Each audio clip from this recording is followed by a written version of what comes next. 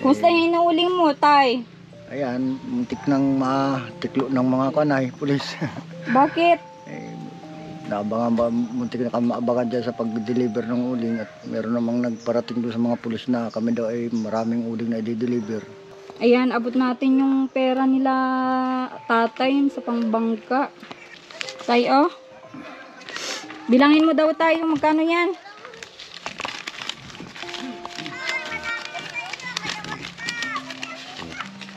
Ay, 5,000. Good day mga mahal kong viewers. Ayun, nandito na naman tayo kila Tatay Dodong, kapatid ni Tatay Filomeno. At yan, kumustahin nga natin sila ngayong mag-asawa. At yan, may good news po tayo sa kanila ngayon. At medyo hapon na po tayo napapunta dito. Nang maisikaso pa kami ng iba ay yung mga ibang tinutulungan. Tay, kumusta na? Ito, tulad pa rin ng dati. Kumbaga ay naghahanap ng pwedeng pagkakitahan na maayos. Opo. Kumusta yung inuuling mo, tay? Ayan, muntik nang matiklo ng mga kanay, pulis. Bakit? Muntik na kami maabangan dyan sa pag-deliver ng uling at meron namang nagparating doon sa mga pulis na kami daw ay maraming uling na i-deliver. Butit dumating yung mga pulis, wala na. Na-deliver nyo na? Na-deliver na. Grabe, Ang datingan ba ganun? Ilang bag ba yung nyo, dineliveran nyo, ilang sako? Ayun naman ay marami naman kami, 4 naman kami nun. 4 kayong tao na may-ari nun? Nakakon man kami, 40 lahat-lahat. Ah, okay. Oo. 4 naman kami. Hinuhuli pala nila yan, tay, Sabi nga namin, bakit at yung uling pang gusto ipahuli ay samantalang yung kahoy na yan dyan naman pinupulak, ay hindi naman siyang dapat tutukan nilang para hulihin yung napupulak ng kahoy. Mga illegal logging po, Mga nag-illegal logging kami dapat. naman, yung inuuling namin, dati nang nakabagsak na yun, may mga bulok na nga, hindi na namin pwedeng pakinabangin. Sabi nung may-ari ng lupa, masasayangan din naman daw mabubulok, ulingin yung pwede pa. O di ibig sabihin tayo ngayon, tapos na yung inuuling nyo, wala na kayong pag-ulingan. Meron pa naman pinasasaid nung may-ari, kaya lang ay kung ano mga magkakaulihan, baka matigil na rin kami. Kasi mahirap na kung magpipilit kami at ganyan pag nandyan ang uling ay aabangan kami ng mga pulis, di baka makuha pa rin kami. Opo, grabe grabe namang yan. Pero at least safe naman po nyo naman. Okay na, makakakuan mo kami. Naibenta nyo naman po. Oo, para makatulong naman syempre sa inyo, sa yung hanap buhay nyo.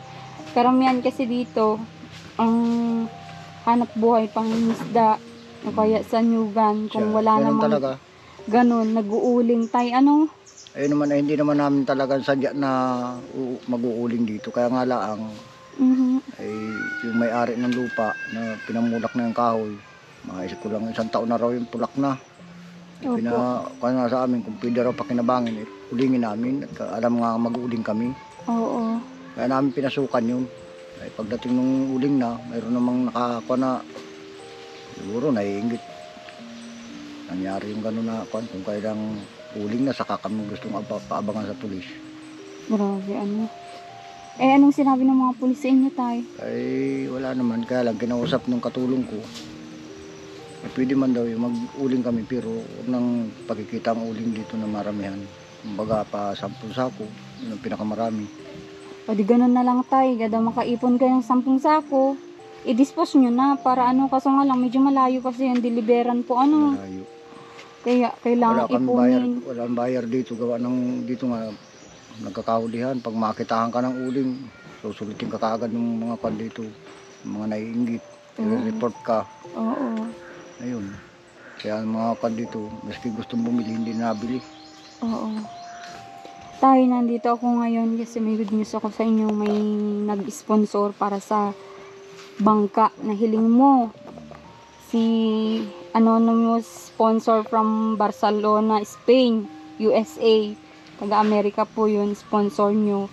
At ayan, nagpaabot ng 5,000 para sa inyong bangka. Kaya gusto ko sana ay makahanap ka na ng bibilin yung bangka po para at least man lang yung pag-uuling mo ay matigilan mo na, di ba, nay? Matigilan na niyang mag-uling, maghanap buhay sa pag-uuling. Sa dagat ka naman tay, sakaling hindi ka huli ng pulis. Ay, wala naman na siguro uhuli dyan. Yan ay normal na talaga yan. Oo. Legal na yan. Oo, kasi yung pag-uuling, hinuhuli po kayo, ano? Talaga namang Oo, yung pangingisda, wala naman siguro manghuli sa inyo, kundi yun nga lang, medyo delikado, di ba po? ay, hindi naman din. Pag sip ka naman dyan, pag mananakay ka ng mga hindi naman kung yung dagat yan na kalawakan, maaaring maging delikado. Mm-mm. Ay, sa gilid-gilid lang ba kayo, tay? Dito lang sa looban. Ah, sa looban lang ng mga dalampasigan dyan. Ah, okay. Mayroon din lalabasan ka dyan malaking ilog, doon nangingisda. Mm-mm, Pero doon hindi ka. naman, hindi naman karagatan. Mm-mm. Grabe. Kaya kay Ma'am Anonymous sponsor ng USA, anong masasabi niyo po sa kanya? Maraming salamat na lang kasi yun talagang lang naman ang kailangan kong nagpapasalamat ako sa sponsor na tumulong sa akin. Dahil sa inyo, magkakaroon ng tagumpay ang aking hangarin na magkaroon ng sariling sasakyan na panghanap buhay sa ilog. Tsaka ito, magiging sarili mo na, hindi mo na kailangang makihati sa ibang tao para magkaroon ng pera tay. Kung ano yung ma-provide ng bangka mo na ikaw yung mahuli mo, sarili mo na yun, hindi mo na kailangang makihati po. Ano? At syempre, kung sarili mo yung kita mo, mas malaki, hindi na kailangang hatiin po. Ano? Papasalamat din ako lalo tigit na sa iyo, Almat. Ikaw ang naging tuldaan ng hangarin kung magkaroon ng sariling sasakyan. Maraming salamat. Oo, tay. Tay, kasi yan yung ano ko kay Tatay Filomeno din dati. Eh, yun nga, nawala naman na siya. Kaya sa iyo ko tinuloy kung ano yung adhikain namin kay tatay. Pero nakita ko din naman yung deserve yung family nyo ng tulong kasi sobrang, lalo na ikaw, sobrang sipag mo, nakikita ko yung kasipagan sa inyo po. Wala naman akong wala naman ako ibang hangad sa mga pamilya ko talagang matulungan. Gusto ko nga mapag-aral yung mga anak ko kasi talagang kung kami ay sa pool, simula ay talagang kahirapan na. Kaya nga yung mga anak ko maski medyo nagigipit kami, pinipilit ko mapaaral, makatulong man lamang sa amin. Opo. Saka yung sarili nila, matulungan din. Oo. Tsaka malaking bagay yung makapag-aral sila kasi ngayong panahon na ito, kung hindi ka nakapag-aral, talagang mamaliitin ka lang ng kapwa mo tao. Hindi ka pagbigyan ng ng magandang trabaho, di ba? Kasi ngayon, ganun na yung yung sitwasyon. Kami nga mga tumutulong tayo, minamaliit kami. Oo, kaming tumutulong, minamaliit kami na ganito, ganyan. Kaya binibigyan kami ng problema. Sabi ko, sa tao ngayon. Tao ngayon kasi iba na ang Oo, sobrang hanapan ka ng ng pagkakamali. Ano? Ano pa? Oo. Gumawa ka ng mabuti pag ikay pasasamain. Ay, totoo po yun. Gumawa ka ng mabuti, may masama pa din na masasabi. Tas, totoo yan. Kung nakagawa ka ng konting pagkakamali, talagang mas malaki yung ibabato sa iyong pagkakamali. Kaya sabi ko ay hirap din ng maging tao. Pero ganun talaga, di ba tay? Sabi nga ay ang lahat ng bagay, kung ano man ang darasin mo dito sa ibabaw ng mundo, yung pagsubok ng Panginoon na para kung kakayanin mo. Oo. Ay kami, ang pagsubok sa amin hanggang siguro baka hanggang katapusan siguro ang pagsubok na talagang kung kakayanin namin. Maski saan kami pumunta. Bakit hanggang katapusan tay? Ay kung walang tigil ang pag nakakitahan ka ng magaragandang pangabuhay, kay ingitan ka, o di pagsubok na namang muli. Oo, totoo po yun. Wag naman sana kasi yun naman ay kung magkaroon man kayo ng chansang gumanda yung nyo, panghanap buhay nyo at yun ay share sa inyo ni God kasi alam niyang mabuti or deserving sa inyo yung bagay na yun. Kaya yung mga ibang tao naman sana ay wag nang ganun mag-isip. Ang tawag doon kasi ay toxic, mga hindi magandang mag-isip po, So, ayun tay. Masaya ako kasi yung pagbablog ko ay hindi po worth it. Kasi may nakapansin sa hiling nyo po, Yung sabi ko nga, pang ilang vlog ko pa lang sa inyo yun, nagkaroon na kayo ng naging sponsor sa groceries. Sponsor din po yun. At ayun nga, ngayon naman sa bangka nyo. At sana ay makahanap kayo agad. Tay, ano? Para... Pilitin ko makahanap agad. Oo. Dahil yung anak ko doon sa kabila, sa larap, may kausap na. Tinawag dito sa akin kung kakayanin ko daw. Sabi ko, hindi ko pa sigurado. Wala naman akong hawak na sariling pira. Kasi may pira ako na hati-hati din naman sa pamilya ko, sa amin. Opo. Mahirap naman yung siya kagad ang tututukan ko. Sabi ko, matawag na lang sa iyo kung sakaling kakayanin ko. Okay. Kung naman mataas na, malaki daw ay. Hindi man daw ginagamit kaya nakataob lang. At nung daw bumili yun, parang napilitan lang bilhin. At akala gagamitin ng kapamilya ay umalis din naman daw yung kapamilya, tinaob yung bangka. Kapag nagkaroon ka ba ng bangka tayo, for example, yung isang araw or isang gabi na paglaot mo may kita ka na din doon. Oo, permi na. Hindi man gagalaw ako ng hindi kikita. Ah, ganun. Permi ng kanyan, habang tumatagal, padami yung panghanap buhay ko. Katulad yan, nagagawa ako ng panghuli ng crabs, alimango. Ay pag kabuo na ako niyan, mga 30 piraso, ay sinisigurado ko naman, bagay pa 1,000 ko sa isang gabi, kaya kong hanapin. Opo. Kasamahan ko pa ng pangisda. Mas sobra-sobra Hindi pa na sa kayo talagang maghirap sa sa pang araw-araw, syempre. Saka yung pansuporta sa mga katulad ng mga anak kong minsan nasa amin dinadaing pag walang-wala. Mga anak mo ba tay, lahat ba ay may mga asawa na yung Dalawa pa lang. Dalawa pa lang. Nadaing pa din yung mga yun sa inyo. Paminsan, pag siyempre hindi naman namin matiis, magulang kami. Minsan nagigipit sila at yung mga asawa ay nag-aantay pa ng sahod. Mga apo naman namin, wala nga naman tiisin namin. Okay. Siyempre, anak na rin naman namin yun. Opo, totoo po minsan yun. natapon kami. Minsan nga, naalaman namin yung nasa kabila ay wala daw, may sakit yung anak ay walang pangkuan. Pinadala namin 500. Kumita kami may sakit pati yung apo kong maliit. Grabe. Mga magulang din doon sa anak ko na mapagmahal po kayo na apuan, sa apo yun naman ay balang araw ay pag kami pahina na, siyempre maalala din naman nila. Yan tumulong sa atin nung kan. May apo namang mabait. Pag mabait ka, mabait din sa iyo ang apo. Totoo po yun. Bale na, sabi namin, baka pagdating ng araw, sila naman tumulong sa amin, pahina na kami. Totoo po yun. Yun nga tay, meron din nag-message sa akin tay, parang kamag-anakan nyo yata, yun taga Paracale yata, yun na kapatid nyo na babae. Pinapatulungan daw sa akin, sabi kong pwede daw tulungan ko siya kasi sobrang hirap din ng buhay nila. Totoo po ba tayo na yung bahay ay sira-sira din? Ay baka si Linda. Si Linda. Yung ina ni Jumalin. Ay ganon? Yung nanay niya. Jumalin. Bakit ano pong hanap buhay ng mga yun? Ay wala, yun nakikipagdanawan lang yung bukid.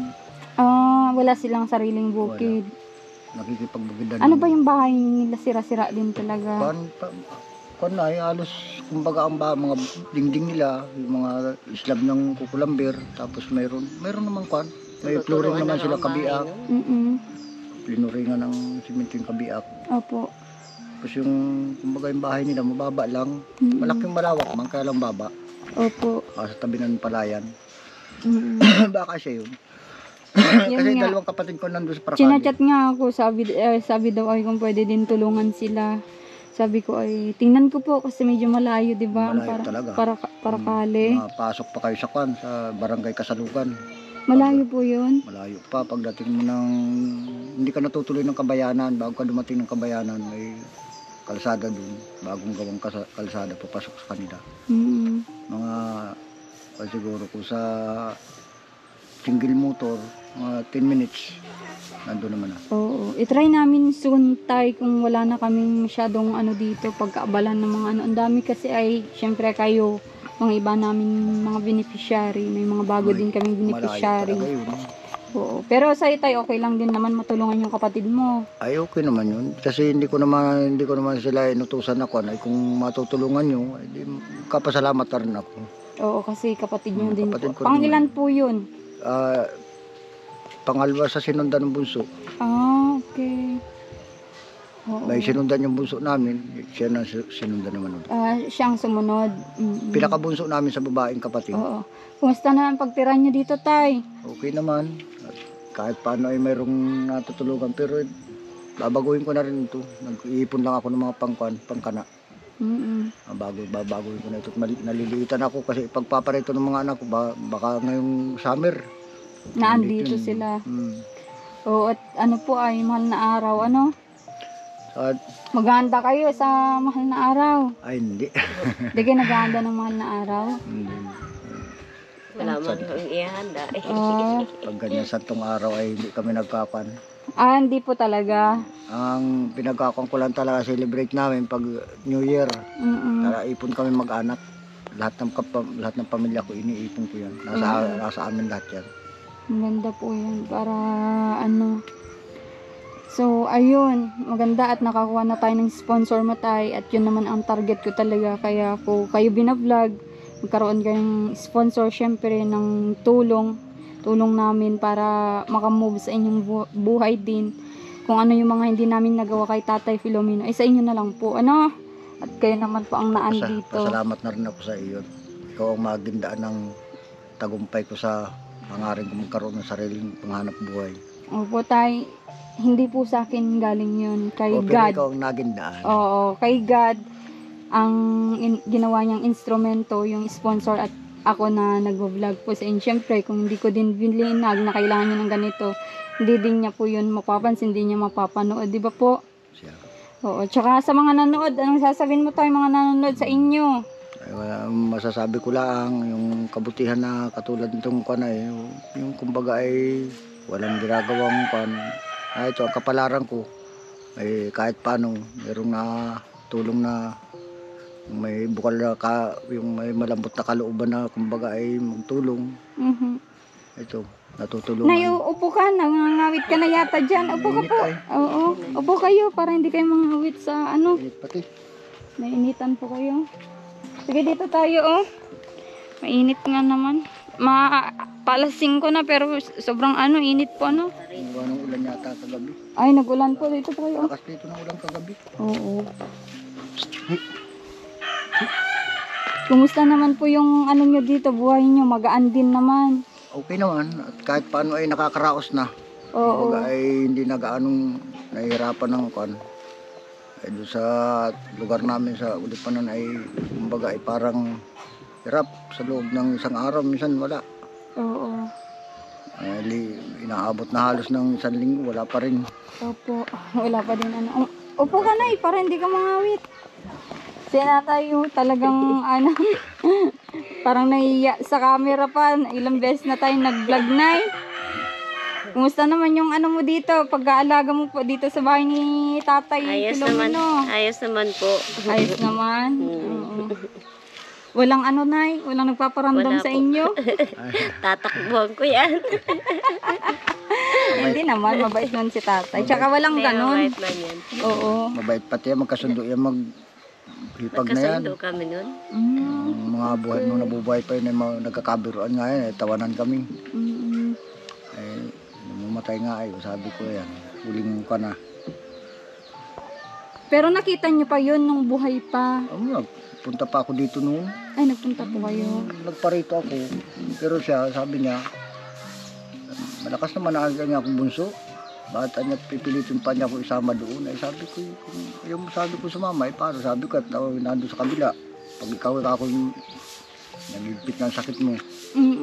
Sige nga ang ubo ng punta ko dito. Grabe nga po yung ubo ni Tatay nun. Kakaawa din. Pero ganun nga, napacheck up ko naman na ng gamot. Ganun din naman, hindi pala iniinom masyado. May nainuman na nakuha ko dyan pala nitong huli. Nakakuha ko ng balat. Nandiyan pa nga yung balat. Wala naman. Ganun. Nanginom siya 4 na piraso. Ay ko yun. Talagang gusto niya yata talagang iwanan kami. Kasi mga kapatid kong iba ay wala din man, di may iniintindi na. Yung naging kinakasama niya, wala na kayo nabalitaan doon. Wala na. Yung yun. Kasi Sabi naroon daw sa kapatid nung Papa ni Isabel. naroon daw doon. At yung papa naman ni Sabil, Nagtrabaho Sa naman, Alabang. nagbalik doon sa trabaho niya sa Alabang. Mm-mm. Iniwanan niyo. Pag babalik dito at hihingi ng sorry sa inyo tayo, anong masasabi nyo? Ay, tao lang baga tayo. Kumbaga ay nagkasala man siya, ay mahirap naman natin hindi patawarin. Kumbaga, Ang Diyos nga ang nagpapatawad. pa. Ano? Hindi naman natin, hindi naman niya kasalanan yung ganun mangyari doon sa kapatid ko. Mm-mm. Lamang nagkaroon ng kanyang kapatid ko kasi siguro na stress. Pag-iisip na doon sa kinasama niyang yun. Mm-mm. Tsaka ano, ganun nga yun kasi sabi nga ni nanay, yung mga damit ni Jonalyn nandun sa mga damitan ni Tatay Filomeno, kaya ibig sabihin hindi niya talaga makalikalimutan kaya nilagay niya doon. Hindi niya talaga kaya. Hindi niya kaya na-stress siya, hindi makatulog. Oo nga naman, lahat ng tao naman nakakaramdam ng ganun kung hiniwalayan ka. Siyempre, mga 1, 2, 3, 3 araw mong hindi, ano yun, malilimutan, di ba tay? Ikaw tay, nakaramdam ka ng ganon, iniwan ka. Oo naman, yung una ko, nagkaasawa rin ako ay nung taga Bisaya, ay talagang hindi kapalaran. May naging anak po kayo? Wala. Wala, oo. 3 taon din kami nagsama nun, pero hindi kami nagkaanak. Eh, ganon? Taga Iloilo. Taga Iloilo. Eh, kung mapanood niya ito, ano sasabihin mo sa kanya? Wala. Wala naman ako masasabi kasi siya naman ang umalis. Siya nagpalit ng asawa. Ay, ako Sabihin mo naman tay, kung saan ka man ngayon, dyan ka na lang. ako naman, maganda naman ang pagkitungo ko sa kanya noon. Kaya siya naman ang hindi parang baliwala sa kanya ang mga... Pero okay lang yun na. Ay tay, nakakuha ka naman ng maganda na kapalit, di ba na tay? Yung... Dating kilala naman niya ito. Nung magsama kami, kilala niya yan. Nakikita mo yun po nun, Nay? Nakikita ko siya. Yung Bisaya na yun. Magkapisan sila nun. Mm. May anak Ikaw? din ako sa una eh. Ay, may una ka din. Oo. Ilan yung anak Isa mo? lang. Isa lang. Mm. Tapos nagkahiwalay kayo, kaya Nagkahiwalay kami mag-asawa. Siya naman paghiwalay din nila mag-asawa. niligawan mo na si tatay. Siya po naligaw sa akin. Kala ko. Baliktad ano. Dalagat binata pa naman kami na magsyuta na kami. Sino po? Ito, yung misis. Ay, ganon? Kumbaga ay yung yung tatay nito, saka yung tatay nung lalaki, sila ang nag-usap na para ipakasal ito na hindi mo magkausap. Doon sa ibang lalaki. Ulo sa naging Di ibig sabihin parang inayawan ka ng magulang ni nanay. Grabe ano. Dalagat binata pala kayo, magjowa na kayo. Oo. Ilan taon po kayo bago kayo naghiwalay? Ay, matagal. Kung din nasa 1 taon din kami nung sa kwanto, shoot. Kaya lang, yung karibal ko ay talagang desididong ipakuan siya. Kumbaga ay, Pakasalan. Din nagsama din yung loob nyo. ay, normal na yun kasi binata pa eh. Parang ang binata naman kasi ay kung bahala ka dyan, kung magpakasal ka sa iba, marami pa dyan. Parang ganun yung iisipin tayo ano. Kasi ganun ang mga lalaki ay, ganun ang mga kalalakihan pag ganun ang naging decision ng magulang. Pero hindi naman lahat, di ba po? Nung araw At talaga least, ganun. Oo, at least tay, nagkatuluyan pa din kayo. Ano? Ganda pala ng istorya ng nyo, love story. ganda talaga. Oo, alam ng mga anak nyo yan. Alam yan. Alam po yan. Hindi man namin pinaglilihim sa mga anak namin. Kasi yung katulad na namin, magdadaan sila din ng ganyang kwan. Alam na nila ang kasaysayan. Grabe pala. 34 years na rin naman kami nito. Maski ganun ang nangyari sa amin. Grabe. Ayan, abot natin yung pera nila tatay sa pangbangka. At makahanap na siya ng bangka nila. Tatay ano?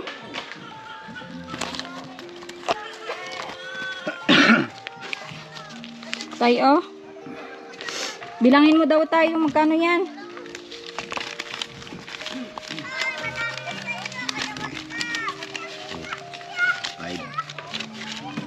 $5,000.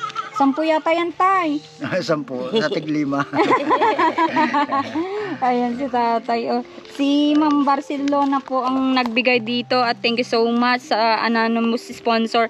Di ko alam po kung ano po yung ano niya pero ayun niya pong magpakilala dahil siguro din sa sa safety po siguro sa mga sponsor kasi namin, ganun yung ginagawa nila para sa, syempre, safety nila at syempre may mga kamag-anakan din po yung mga yun, di ba? Tumutulong sila sa ibang tao at ayaw nilang ipakilala yung ano nila, yung pagkatao nila. Oo, yun din yung mga patakaran ng ibang mga sponsor natin. Pero huwag kayong mag-alala, balang araw siguro din makikilala din kayo ng personal kasi ang alam ko ay uuwi po yata yun, yung sponsor nyo. No? Maraming salamat kasi kahit paano talagang siguro tutupad ko na yung tagumpay na hinahangad ko magkaroon ng panahanap buhay dito sa dagat. Sure na yan, Tay. Maghanap ka na nga ay. Mahanap na nga. Oo, maghanap ka na po para ano no. At para naman ano, kasi natutuwa ako dun sa sa binablog din ni Marcos kasi nung nagkaroon sila ng sponsor, nandiyan na yung bangka, babayaran na lang. Oo. Maganda kung ganun. Oo. Kumbaga ay doon sa kanya, mayroon talagang sadyang pagawaan ng ganun. Kaya na, sige dahil. Hindi po, second hand po yun. Oo, ay talagang subastado na. Talagang paano. Gawa na po. Kaya, yun nga, sana. Tsaka congrats at magkakaroon ka na ng sariling yate. Yate. Yating mukan. Yating maliit, Oo. At sana ang naman dyan, yung swertehan na paghuli ng isda na Ayun naman ay yun naman ay permanente yan. Basta't magsipagkalaan dyan, magtugpa, maglaot, hindi ka masisiro dyan. Perming may kikitain ka sa loob ng isang gabi. Meron at meron po Meron talaga.